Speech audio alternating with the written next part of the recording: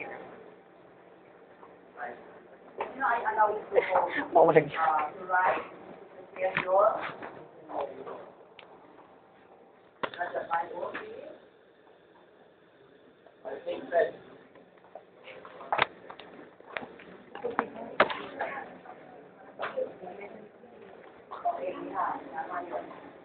Harang naman to si Alan. Alan.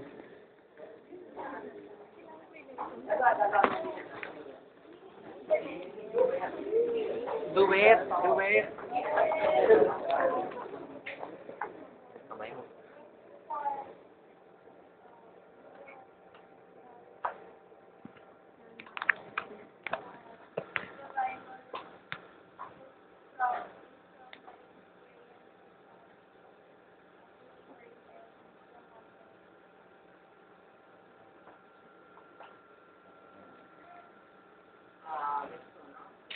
Lord, thank you for understanding that the Bible is a faith book. That it is based on the faith experience of the early Christian community. Lord, help us be like the early Christian community who have experienced you in their life.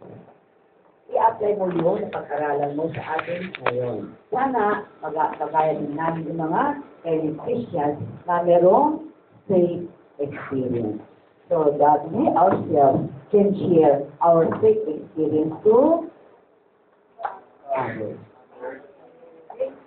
Ngayon, kung ito'y nagawa noong unang panahon, sana kami ay matutuhan din natin ang maging sensitibo sa aming ganyan ang, this is just a product of reflection. Okay? So, next time, write your, prepare your prayer. Father, Son, Lord. Amen.